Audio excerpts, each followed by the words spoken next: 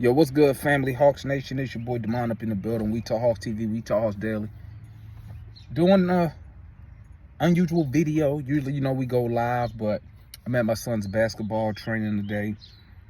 But just wanted to talk a little bit off-season talk.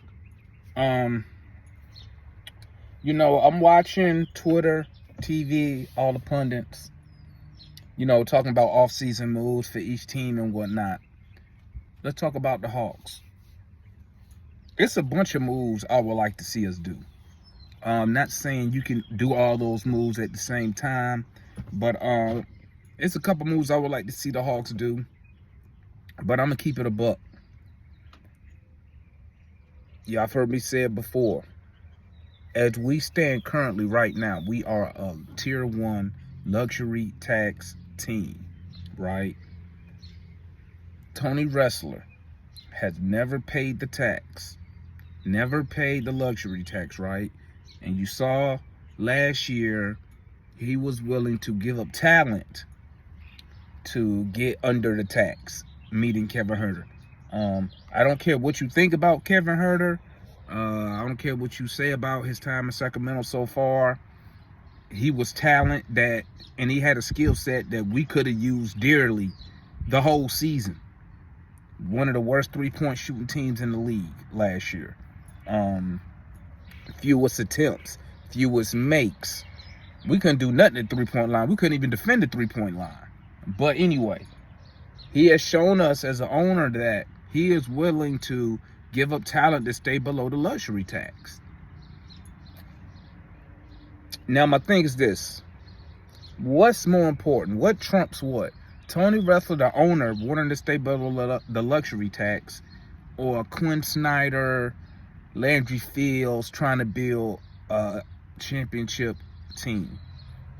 I'm not saying we're a championship level team now. Okay, obviously we got a lot of holes, especially on the defensive side of the ball, that we need to address. But what has history taught us? You got to spend money in the NBA. You got to spend money in pro sports, period, if you want a winner.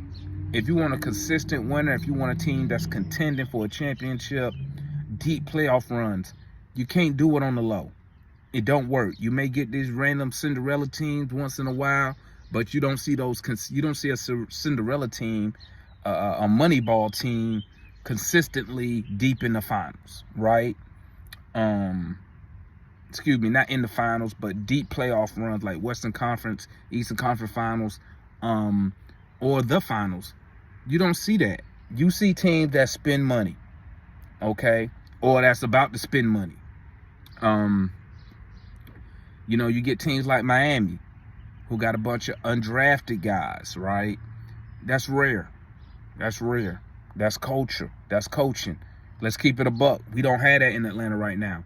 Right now, I do rate Spoelstra, and I'm sure most people will agree. I rate Spoelstra higher than Quinn Snyder. That's a gimme. I don't think that should be up for debate. I rate the Heat's culture. I rate the Heat's development process over what we have right now. The proof is in the pudding. We got a number 4 overall pick, number 6 overall pick, Jalen Johnson, AJ, and those guys have not developed as fast as these undrafted dudes from the Heat. I'm not even going to go into depth about that. That's just my opinion. Some may agree, some may disagree, but that's my opinion. And that's the reason why you see the Miami Heat still playing right now. One game away from going to the finals. We don't have that. So, I mean, guys, I don't expect a big free agent move this season, this offseason. I do, like I said, I expect us to get off some money, whether it's Collins, Hunter, Bogey, Capella, whoever, not named Murray and Trae Young. We're going to trade somebody to get below, to save some bread, to get below this cap. And, once we make that move, I don't believe whoever we trade, we're not going to get the same caliber of player in return. You may get a cheaper version, but you're not going to get that quality that you have in the John Collins, the quality that you have in the Clint Capella. And that's how it's going to be. You will see a lot of teams, that new CBA about to kick in. Play GMs, owners are thinking next season, thinking down the road, how does that affect them? It don't really affect us as much. Tier 1 tax teams, they don't face nowhere near the penalties that these Tier 2 teams face. But you know what? As a Tier 2 team, if you got the right guys, hey, be a Tier 2 team if that's going to keep you in title contention. I believe it's going to be a couple teams that take that chance. Or the Hawks going to take that chance, though. I'm not even talking about Tier 2. I'm talking about just Tier 1.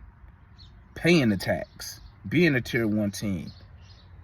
It's wrestler going to do that, which comes to the point to where, if wrestler is being a cheap owner, or you could say if he's being a fiscally responsible owner, how does that look when you want to go after a Jaylen Brown? That's going to cost you $250, $300 million.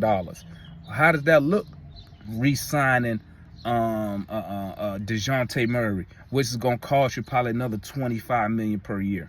I mean, at the end of the day, we need our owner to step up. Our owner says he wants to win. The pocketbook don't say he want to win, though.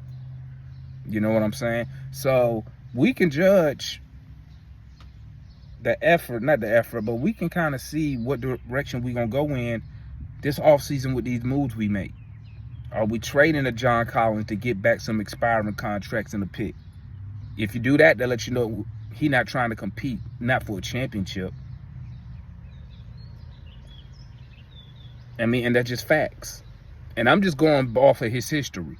He has never paid the luxury tax since he's been the owner of the Atlanta Hawks. Okay? Not saying that he should have in the past, because I can understand why. But, like I keep telling people, man, Trae Young going into year 6, 7, 8. And we a first-round exit. We a 39 to 45 win team. What makes you think he would want to stay here for the rest of his career if we're not competing for something, when he can just leave, request a trade, and go to a team that's competing? It is what it is. Would I be shocked if he did that 2 years from now? I wouldn't be. Would I be upset? A little bit. But, I also try to look at it from a player standpoint, too. If he want to go compete for championships, why stay here with the Hawks if they're not showing you that we trying to compete, that we're trying to win? I'm going to tell you guys, the biggest thing we can hope for is not going to be a free agent. It's going to be the development of Jalen Johnson and A.J. Griffin, and the Sakan will go to another level. That's going to be our greatest assets right there. If we can get them to do that, then then the salary cap don't matter.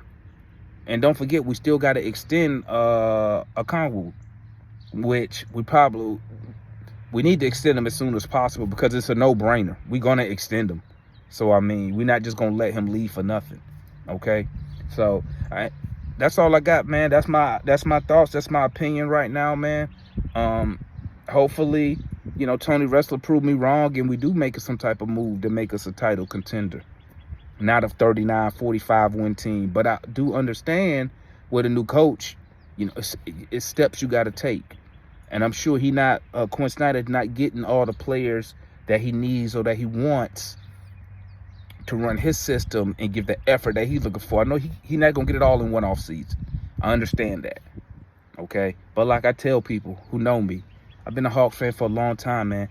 My patience is thin. My patience is thin. Okay? So, y'all might catch me ranting, but it is what it is. But it's your boy. Hit that like button. Subscribe to the channel.